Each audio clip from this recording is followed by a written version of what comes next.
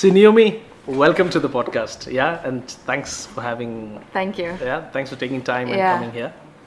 Cool. For people who don't know you, just give us a background. Who you are? What do you do? How do you live two lives together?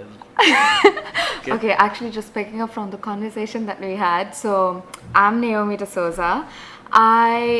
I'm a mechanical engineer. Like, my background is mechanical engineering. I have my master's in mechanical engineering under energy, specializing in energy. I am now a digital strategy consultant at IBM. I run a blog as well under Naomi_D'Souza on Instagram, and my website is naomidesouza.com.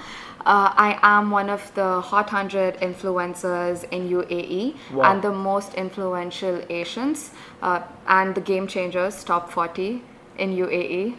I have a black belt in karate. I've passed Trinity examination, so I've done 4 grades in music as well. So you're good in music too. In music, music theory. Okay. So I've done that. I think that's about it. Naomi, I'm 25. okay. That is the next thing I was going to ask. Like, how can you get so much done? Yeah. I'm 25 years old. I think it's all credits to mom. They see moms, as we were talking about. They see parents want more, never satisfied. I mean, are you happy with the way it's going so far? I am, because everything that I have done so far was not like forcefully done. I was just pushed into doing something that I am interested in. So I always love the technical side because of my dad. My mom comes from a commerce business background, but my dad is an electrical engineer by profession. So I think while growing up, I was more inclined towards what he was doing versus what she was doing. Okay. So like even if you would do random housework, as in help with the electric stuff, I would always be inclined towards helping him out. Like, I would hold the drill, I would screw some stuff. So, I was always interested in engineering and technical stuff, analytical stuff versus the business. So I think things. now dad and mom is happy. So you've taken some They technical are, stuff. yeah, they're I'm quite sure, happy. I mean, you have a passion for food, which is Yeah, clear. yeah. And because of which you've taken the step of, doing true. more about this. Yeah. Exactly, yeah. Okay, nice. And that was a mouthful of introduction. Yeah, thank you for that. Thank you. And tell us something more about black belt. Do you still do a lot of black belt stuff? or- So when I was in school, I used to practice it. So it took about 6-7 years until I got my black belt eventually. After that, no, because what people don't know is that once you get a black belt, there are 9 more black belts. Yeah. It's 10 black belts in total. After that, you get your red, and to go from one black belt to the other, it's about 2 years or something. Okay. 2 or sometimes 3 years, sometimes 4 years. So like after school, I stopped. Okay. Yeah, okay. I didn't. But I didn't really see if myself. still somebody messes with you, you can give a punch definitely. or two. But Okay. when you get your black belt, you take an oath. Like, I will not use my power unless it's needed. Okay. So like, you're actually supposed to take an oath. I didn't see myself doing karate at all when I was young, but mom and dad pushed me into it, like, because as a girl, self-defense, even flexibility for that matter, like I can do a 180-degree split easily. Okay. So I think I think I we'll owe move my the table for that. Okay. I think I owe my flexibility like to karate completely. I think my wife is telling me. I mean, I think we should put our girls for karate. I think you now. definitely should. When did you because start? when did I start? I mean, the karate thing. 7th grade. Okay. Yeah, it's like you have to start young because that's Is when it you're. because of bullies? No, it's not because of. I have never been bullied. No, it's because it was around 6th, 7th grade. So my mom wanted me to just learn self-defense. That was one thing. And my dad saw it from another point of view. He was just like, my dad is into fitness. Like, he goes to gym every single day. He can do yoga. He can do those bridges. I don't know what the technical term is. He can do splits himself. So he is a lot into fitness and flexibility. And he believes that the body should be able to do certain things when you push it to the maximum limit. So I think my dad was the one who kept saying, you have to go for your classes every other day, and they weren't really the backward desi parents per se, because I used to get beaten up by 3 guys. Okay. Like, and a girl. Okay. And that is one challenging thing because you have to spar, right? So there are about 2-3 guys who are punching you, kicking you, and you need to like self-defense. So it was it's another experience on its own, like Nice, literally. nice. No, but I really agree with your dad because Yeah. martial arts, what it does is allows you to learn discipline, Yes. and second allows you to believe in yourself. Exactly. Because Yeah. you have to get disciplined to get good at something. Yeah, true. Be it, I mean, there's a saying by Bruce Lee, right? Like, I don't fear a guy who knows how to do 1,000 kicks, but I fear a guy who has practiced a kick 1,000 times. That's true, and So because we you- would fail like the test if we didn't do one thing properly. Like if it's a knife kick, Yeah. your leg has to be like this. Even if it's a bit like this, you fail entirely. So yeah, and if you couldn't do a split or touch your head to your knees, they would sit on top of you. They wouldn't really have the racial discrimination. Are you a girl? Are you a guy? They wouldn't really see you that way. They would just see you as a student who has Just to a badass, yeah. yeah, just a badass who has to get one belt after the other, spar with the opposite sex, and then that's it. Like I think that's what I really like. They weren't very racist or like sexist. Yeah, I mean, Yeah.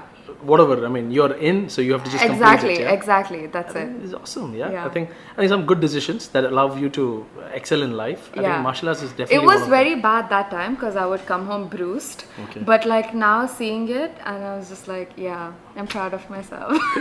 Good. Yeah. So tell me something more about.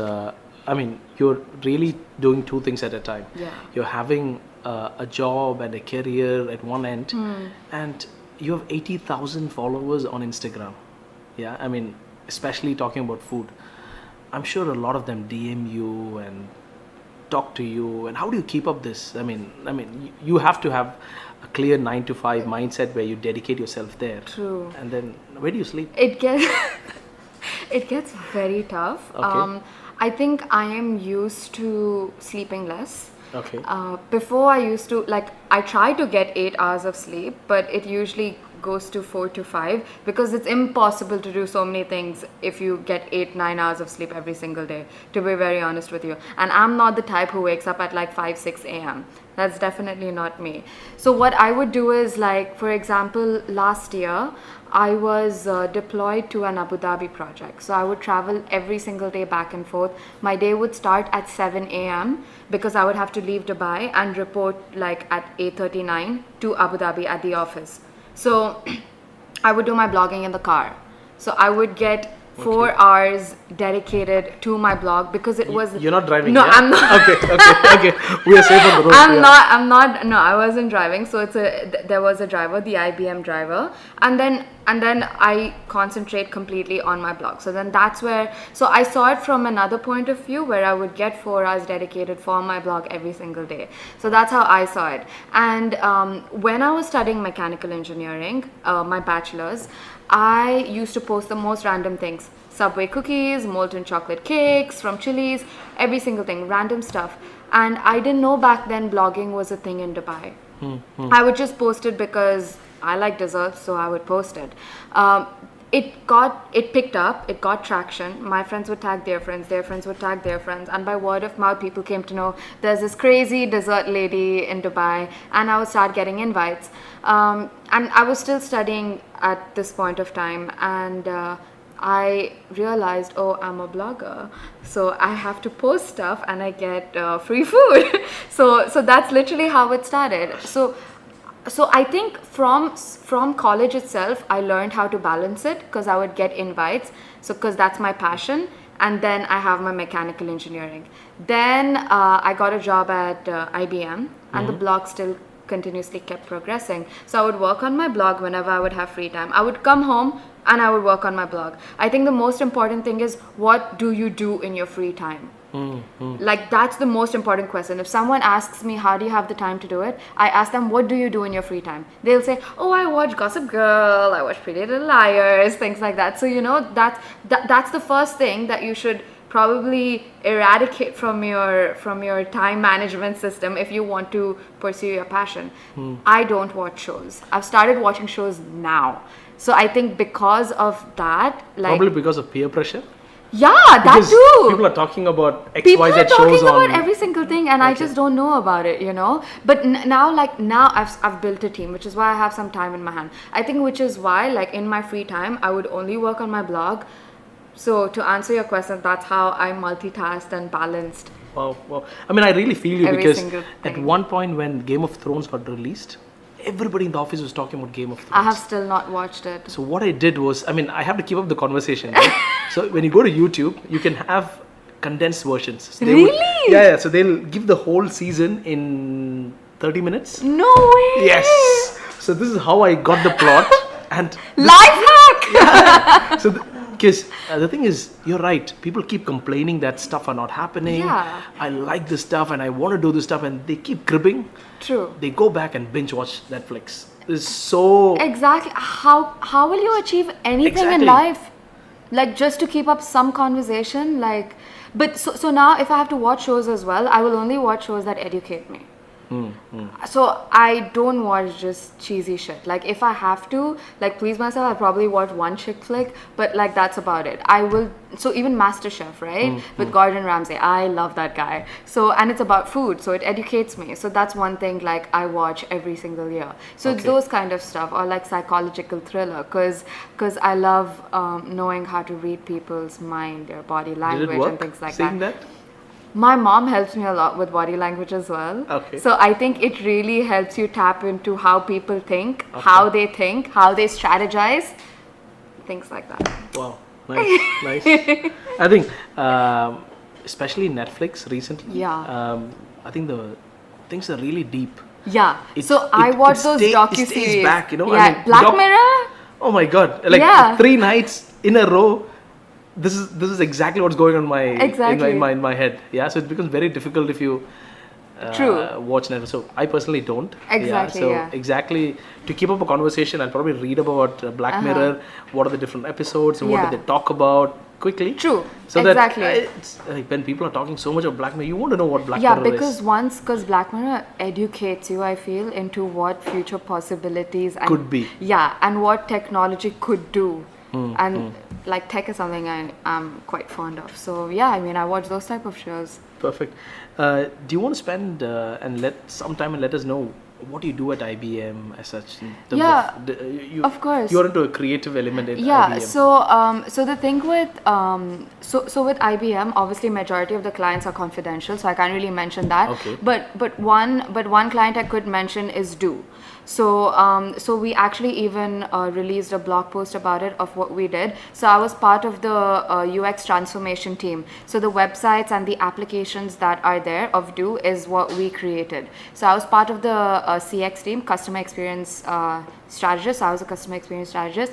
I was working with the UX designers, user experience people to design their apps. So that involved a lot of market research, comparisons of different apps that that are currently in the market, the best telco apps that are currently there, like comparing their login screens, sign-ups, registration, looking into KPIs. It's all of that. So the thing with consultancy is each project exposes you to a different role. So I didn't know anything about CX until I got into Do. My first project, I was a marketing strategist. Second project, I was a business analyst. Third project was where I became a customer experience strategist. And then I became a graphic designer. So, it's very different. It's very different. So, when I was a graphic designer, I was even a business analyst and I was in the change management stream. So, we were doing a lot of digital change. We basically help people move from manual labor and like digitalize it. So, it's all digital strategies, interactive experience. Nice. I mean, like the customer is the factor that is getting disrupted. Like in with using technology, Yeah. customers are being different today. Exactly, And yeah. understanding a customer, having I think a lot of commonality in what you Yeah. do in your work and your passion is empathy. I I mean, you're understanding what people really like. That is so true, because from my blog, like most people don't see it how I see it, but my blog has helped me so much with IBM, and IBM has helped me so much with my blog. Like, because I get to interact with people. I go for talks and I help clients, I help market people's products, I help people's businesses, things like that. So it honestly just, reflects on each other, even the creative aspect, the color, the design, every single thing. something. I mean, it's for a reason we have 2 ears and one mouth. Yeah? Exactly. I mean, and these outlets like Oh, your I like blog. that. 2 years, 1 month. I Yeah, mean, you listen. Yeah, you have to listen Yeah. more. So your blog, your Instagram, what people talk to you, same thing. Designing a user experience, Yeah. understanding what color that would reflect Yeah. better. I think there is a common thread, definitely. That's I mean, true. now we're understanding the common thread. Yeah? Exactly. I mean, initially we thought it was very different, but Yeah. I think there's a lot of learning that yeah, you're. it is very similar. Okay. It's like the background is very similar, but from what people see, people just go like, oh, there's just food, hotels, things like that, but it isn't. Okay, so this is something which we wanted to know is when did you actually think that you are an influencer? How many years back, or what is that trigger that happened? Okay, I think I have some influence in the marketplace, or So there were a couple of things actually. other than free food. Yeah, of course. So I got into blogging about 5 years ago, about 4 or 5 years ago, and definitely once the free food started coming in, I considered myself a blogger. Now the thing is, people misuse the term influencer, like they call every Tom, Dick and Harry influencers, and that's not true because they can't influence even 2 people. So I feel with me, how it changed was people, millennials for that matter, they started seeing that you can pursue your passion and have a full-time job through me. So I think because they saw that, that was the first step in influencing millennials. So I started getting invited to more talks, to schools, to the school I graduated from, Gems Modern Academy, to share my story, to share my journey on how I got here. And the thing is, influencing, like influencer or blogging, is not a full-time job. So if anyone is listening to this, it's not a full-time job. Okay. Like you can't, it's not consistent, especially in this market, because it's so saturated. There's so many influencers. So if obviously you have 1 million followers or you have a business that backtracks the influencing, then of course it is your full-time job. But if you're just doing that, you should have a full-time job that you're equally passionate about. So I feel that was the first thing where people saw you can manage the two. If I can do it, you can definitely do it. And then I started getting invited to talks where people would invite me to share my journey, the obstacles I've faced, how I overcame them. So I felt that's when I kind of realized, okay, cool, I am influencing the sphere at least a bit, and not with food. But if I post dessert, I know people will go and try it. So that was another thing. So food is obviously not dominant like for me in terms of influencing people, but like the blog is dominantly food and lifestyle, if you know what I mean. So the thing is, I try and share bits and pieces of my life to show people that you can do both, to tick that box. And the other box is that, okay, hey guys, I really love this brownie, it's the best brownie I've had, you better go and try it. So then the next day there would be 10-20 people sharing the picture of that brownie to me, probably saying even that going there and exactly after having that, exactly. So they would share the picture with me and go like, hey, I tried it and I agree with you, I love it. So they would share it with their friends, and then I feel that's how I created the influencing sphere. So it's definitely not number of followers, number of likes, number of comments. It's just influencing people. I mean, you're making an impact in people's lives. I mean, to be threw a better word for themselves. millennials, people who were born after 1982, 83. Yeah, exactly. Yeah, so I mean, we always have this passion that, okay, I can do something better with my life. Yeah. True. Then we have all the distractions, like we said, about Netflix and YouTube and all this exactly. stuff. Once you feel that you have achieved your goals, once you've gotten somewhere in your life, then I mean, for sure, you should. I mean, delve into all those things. But I felt influence for me was more of making people a better version of themselves rather than them shelling money out of their pocket. Like, if that makes sense. Yes. So I will convince you to buy a product if it's beneficial, for sure, or buy that brownie because you need some chocolate for your soul. But like for me, it's more of making people a better versions of themselves and like working hard. Wow. And I think this goals. is not something that we thought we'll get to hear, but I think this is very real, yeah? Yeah. So I think spend less time with distractions, do Yeah. more of stuff that you really like. True. Always do online courses. Stop doing anything. excuses like, Exactly. I'm too busy. Nobody, You can definitely nobody's too achieve busy it. actually, Yeah, right? yeah, no one is. No one. It just depends what you prioritize, right? Exactly. And that's true. It's a Yeah. very cliche, cheesy quote, but it's so true. Yeah. Yeah. Because our phones today have apps that show us how much time we spend on it. Yeah. And we just have to ask ourselves that if I think I'm very busy for my kid, my family, my business, Yeah. my passion, look at how much time I spend on WhatsApp, Exactly. on Facebook, and on scrolling through, mindless videos. And It's like stuff that's what that. they say, like scrolling, walking through 1 kilometer on your phone. Oh. It's useless. Like, No, it really makes sense. Yeah, so to follow your passion, Yeah. so don't get distracted. Focus your time, value your time. yeah. Yeah. And use your time to just online courses. I mean, that's the best thing. Yeah. Like diplomas and all of that, because if you're interested in something, like for example, I'm an engineer, so I was very interested in marketing, and some of my friends as well. You obviously can't keep getting degree after degree. It's very expensive. So I mean, take online courses, do free courses, get diplomas. Anything you recommend? That's so. It's I see. For me, my interest was digital marketing. Okay. So I used to do courses on that. Okay. But if people are interested in specific topics, for example, the disruptive industry, which is AI, machine learning, blockchain, the cryptocurrency, IoTs, the fintechs, all of that, there's so many free courses like available online versus just spend, because few people don't have the purchasing power. Like, how can you spend 80,000 dirhams every single year getting a degree, right? And you have online courses which is $10 on Udemy. Exactly, that's what I was saying. So you just get those online courses and you can immediately plaster that onto your CV, and then there you go, because CVs are now searched by keyword basis, not opening and reading. This is something happened to my friend. So he was into developing apps and websites. Yeah. And he got really interested in data sciences. So he did a similar course like this on data science, and he started doing projects by himself where he would collect data that is publicly available and make sense out of it. He's landing interviews now. Exactly. So it's all online. Like even when I got into IBM, my selling point wasn't my mechanical engineering degree. It was marketing.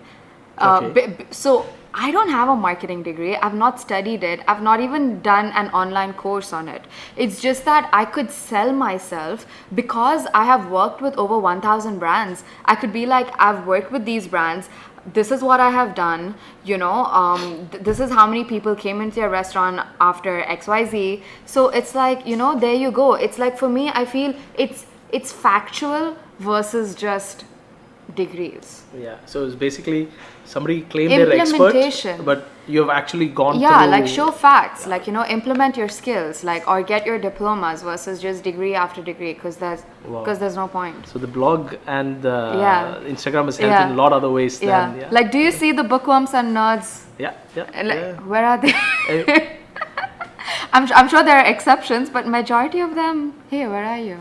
I think there are still people who read a lot. Yeah, that's what. Exceptions are definitely there, but few people, like who I've seen in school, just bookworms, just mugging up everything, nothing else. No, the thing is, some people think that is the way you can learn. Sure, sure, yes. But and they're all right to learn the third law of Newton, which I ask I'm sure that you'll know that. But that's the thing, right? I'm saying, like, if there are different people who consider like knowledge, I mean, their own way, like they will. For them, the definition of knowledge is something else, probably. No, for them, definition of knowledge is like something is getting a good mark there. Exactly, but making for sure me, that, it's definitely not that. I think makes sense, because I seriously relate to this, because it was very clear for me. At one point in my school life, I used to study just for my dad and mom. Yeah. I mean, they used to go study. That's what I'm saying. Right. And probably I started doing engineering. Probably second year is when I understood, man, I think I should study for myself. Yeah. For the first time, it was like an epiphany. But that's why that quote is very popular, right? That if you judge a fish by its ability to climb a tree, it'll be living its entire life thinking it's stupid. Yeah. That's what education was. Now I feel it's changed. I think we are in an interesting time because... Yeah, now it's slightly changed because of awareness. But back when we were studying, especially you, I'm assuming, it was bad. Yeah, I mean, the thing is, we complain about that, but I'm sure the education system is still so big as a giant in an industry. Yeah, that's what I feel that now. It's not moving that fast, Yeah. but at least people are aware that Correct, things are exactly. broken. I think first So thing they're achieved, changing yeah. how their modules are, how the course structure is, how the assignments are given. So I feel now it's much more curated to students versus just like, hey, just mark this up. Cool. He's basically telling me that he's just diverting a lot from the topic. Yeah. That's true. Okay. So, so we talked about being an influencer opened multiple doors from a career perspective, understanding people and giving value back to the society. Yeah, and also it helped in giving people a realization that somebody can pursue their passion if they focus their time and energy into the right place. Yeah, cool. And can you tell us a little bit about, so many people are calling themselves influencers today. I mean, there's a lot, like you can see on profiles that influencer. How can we make difference about the real influencer and the fake influencer? So I actually got some stats, like, which is why I kept this. It's going to be very quick. So I had actually put up a blog post on like 13 ways to pick if an influencer is real or fake. But I'll just run you to the top, like 9. So the first thing is like Social Blade. I feel Social Blade is super important. Like tells you for the any engagement, PRs, for any digital publications, like yourself, as in Social Blade is very, very important. Now, when I had done the study about a year ago, like Huda Beauty, she had 19 million followers and she got about 5,000 followers a day approximately. Forever 21 had 13 million and they got about 1,000 followers a day. Murad Usman, this very popular digital influencer, he had 4.6 million followers and he got about 400 followers a day. Now, influencers are getting 3,000 followers a day every single day. Impossible. Like, impossible. So I think that's the first thing to see. Like check the celebrities, see how many followers they get on an organic basis every single day. Then suddenly an influencer comes out of nowhere and gets about 600, 700 followers every single day. Like, that's obviously fake. Okay, something is going wrong. Okay. Yeah, of course. And then the thing is, like, they may have about 70,000, 80,000 followers or 200,000 followers, and the number of posts they have is just 150. What if we delete posts? How? No, the thing is, sometimes people buy other like accounts. So you can buy accounts. Like if some person has 200,000 followers, you can buy that account. So it's like the followers from another account has remained, and like, yes, they'll delete posts, but the thing is, it's not possible that they would delete so many. Like, why would they delete? Like, if they have 200,000 followers, why would they have just 20 posts? Usually they don't delete because they take time to curate the content. They won't delete Amar it. Khan does. I mean, he's not a... No, I don't think he's in that category. I'm talking about influencers specifically. Then, like, obviously, who's following them? Because sometimes it's just bots, like empty profile pictures that are following them. The other thing is they're comment pods now. There's so many comment pods. Like, a person would share their picture to a WhatsApp group or Telegram group with like 600, 700 people. You have to comment on the 600, 700 people's pictures and they will comment on yours. Wow. So basically the 600, so you're hacking the system, yeah? So the 600, 700 comments are fake. And if you reply to each and every one of them, you get 1,000 plus comments. Now there are virtual digital assistants to help you do that. So you can hire them, give them your password, and they will do the commenting for you. Yeah. So if you're in comment pods, like 2-3 of them, that's absolutely fine, because we all influencers, we are in comment pods. It is essential because now people just want to like and share or bookmark. They don't really comment. So we don't come on top of the Instagram feed because of the algorithm. Okay. So being on 2-3 comments is like comment pods are safe, in fact healthy, but versus being in like 700 of them. So that was another thing. The other thing was, the sphere of influence, like Google them. Because if it's a popular influencer and you want to work with them, they'll definitely be on Google. If they're charging thousands and thousands of dollars and they're not on Google, there's something fishy. If no publication has published about them or anything of that sort, like, hey, come on, like, you need to research again, you know. Then the other thing is their demographics, because usually if it's a fake influencer, their demographics are usually like the most number of followers will be from Russia or from China. So if you're in Dubai, how are your top 3 Russias or Chinas? So that's another thing. So the demographics and their impressions. So usually people buy impressions as well, influencers. So you need to check how much were their impressions last week and how much were their impressions this week. Things like that. Wow. So those were some of the things. Yeah, I mean, it's quite hard to do. Yeah, so in terms of... but now there are softwares that help. I mean, social media is really good. Yeah. Yeah. What we look at is we look at the engagement rate. So, True. So for example, this is pure, I mean, what we do is marketing, and we use a lot of science to justify our investment. So an ad which is done really, really good gets 1 or 2.5 rate engagement. Okay. Yeah. Yes. A good influencer, not a good influencer. Let me talk about influencers of different categories. We're talking about the very big influencers like Huda Beauty and stuff like that. The engagement rate is very, very low. Correct. And it's to work with them, something. Exactly. It's point something. It doesn't make sense to work with them because people don't take action. Exactly. Yeah, on a percentage. Yeah, just a moment. Yeah. Can I help you with something? Yes. Yeah.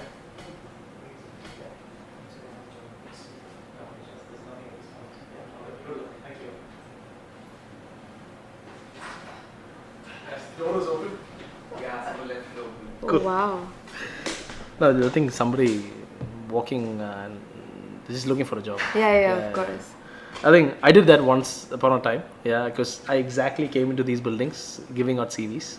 Really? Yeah, I did that. So I feel them. There's a lot of empathy. Yeah. So people don't know. People come here. In fact, I got my first job like that.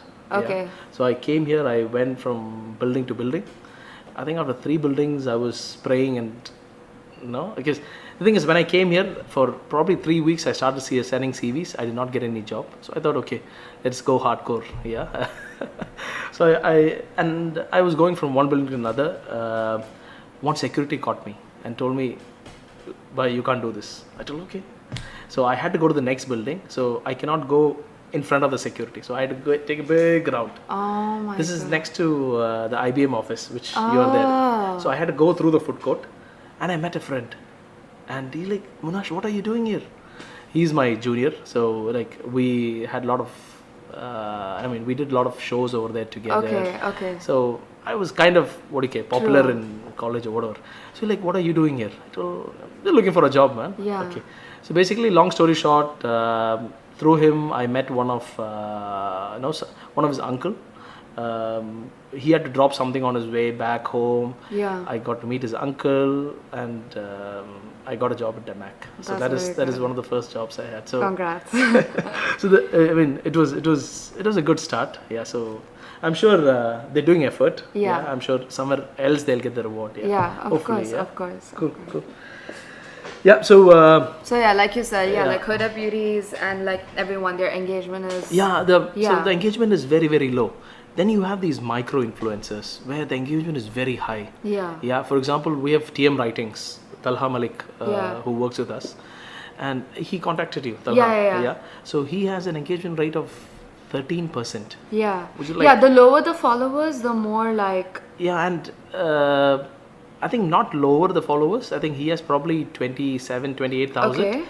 But he writes something which really influences people. True. Okay. So people would DM him about, I was almost going to end my life, and this really helped me not to end my life. Yeah, that is very sweet. So that is very And he gets roses from the US and stuff like that. So random Talha, yeah. Okay.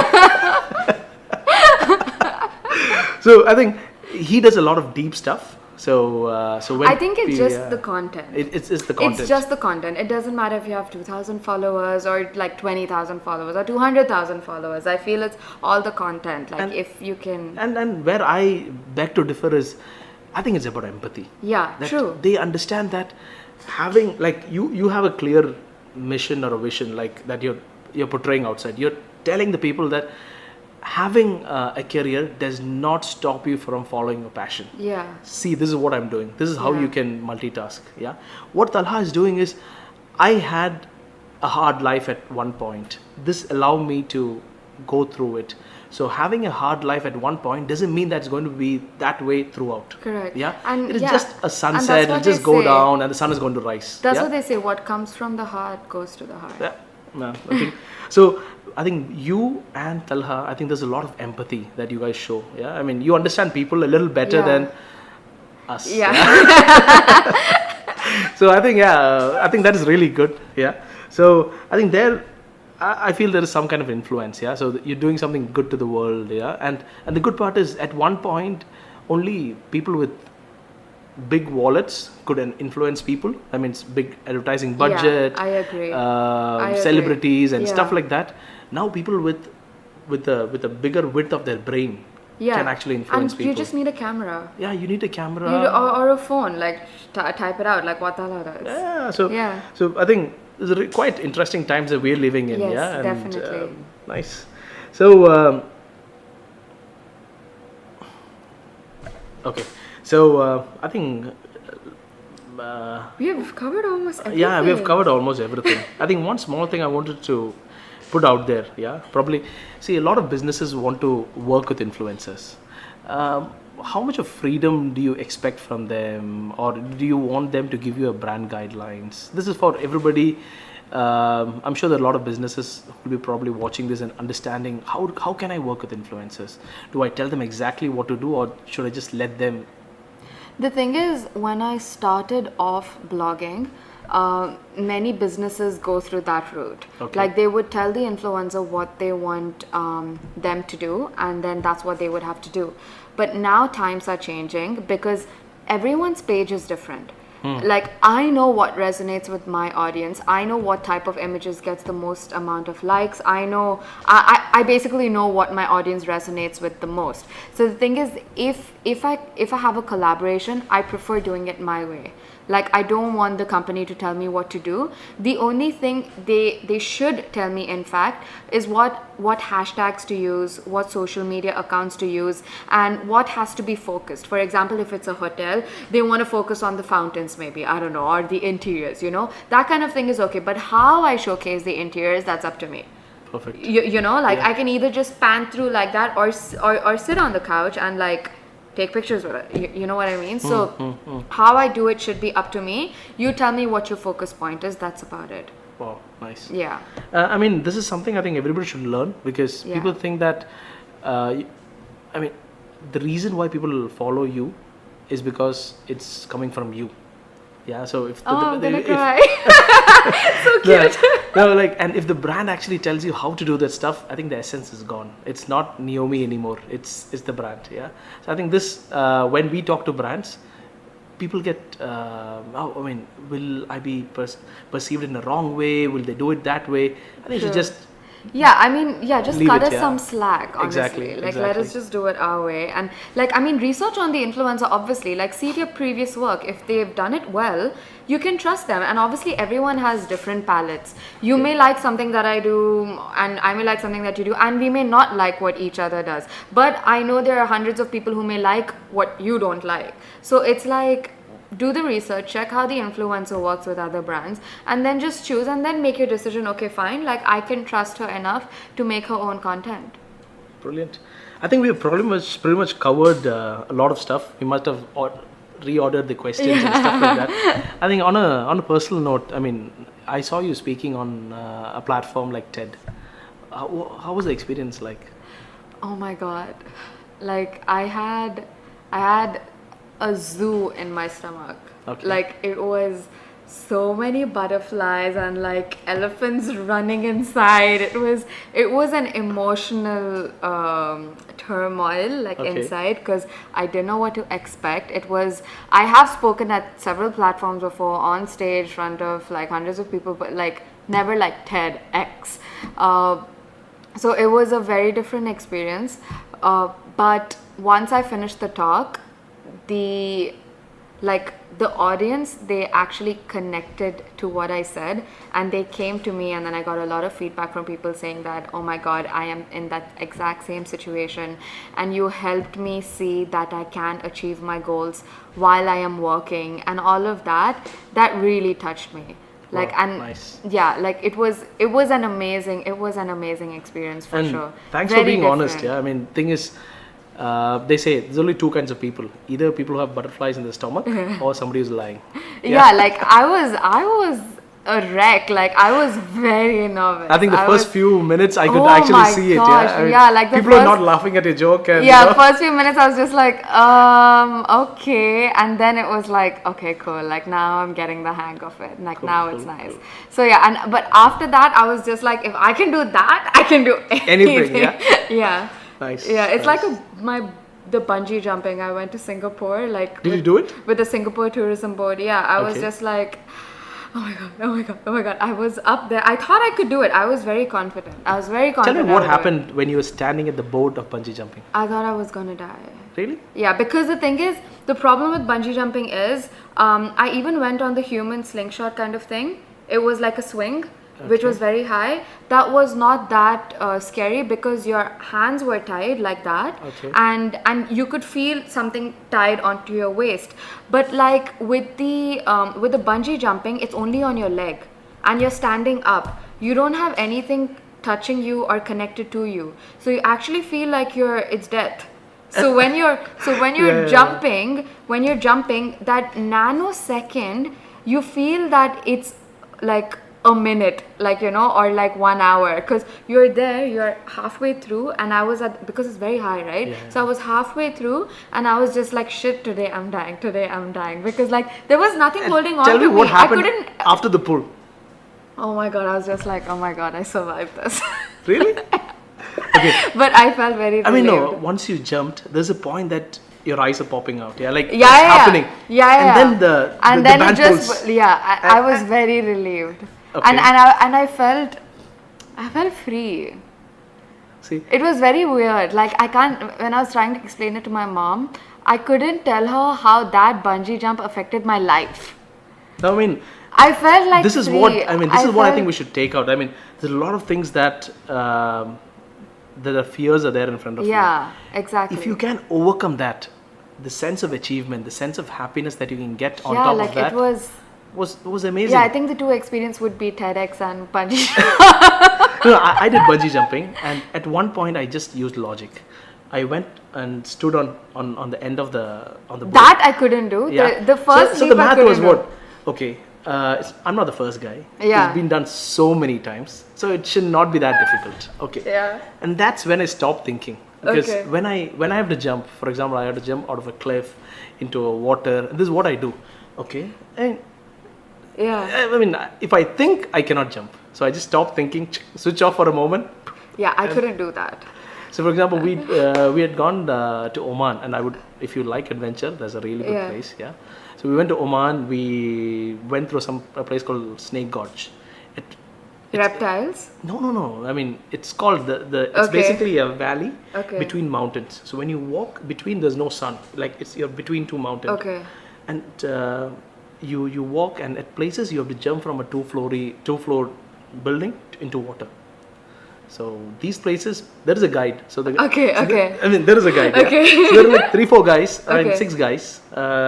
We went, and he jumped. The moment he jumped, then I see him coming out. Boom! I jump, because if I stop and think, Yeah, of course. I you get can't that. do it. I get that. So at one point, I think there's a leap of faith that you have to True. do. True. And I've I think, done a lot of those. yeah. So I think if you can convince yourself that you can do leap of faith, it's going to be really, really good. And at one point, I understand. Okay, starting a business is hard. Being an influencer is hard. But a lot of people have done it. Yeah. Following your passion and putting a career together is hard, but a lot of people have done it. So you should be able to do it. And it's like Bruce Lee, right? You just have to True. start doing Yes. somewhere and keep practicing. Always you know? do something. Don't be idle. I mean, when you did the first split, there was definitely a gap there, right? Yes. Yeah, so you had to do it a couple of times to Yes. get good at it. Exactly. The first blog you wrote, the first pictures you've taken, it was, There's always a first time. yeah, and it just gets better, right? Yes. Cool. I think Naomi, thanks a lot for coming in. Thank I you. think, Thank you for having me. I'm sure this is going to really affect people, and I hope it really affects people and people take this. I hope it is impactful. Yeah, and then people understand that they can do better things with their life than binge watching Netflix. Yeah, nothing to do with Yes, Netflix, but exactly. yeah. So this is something that really that you can do with Yeah. life. Thank Perfect. you.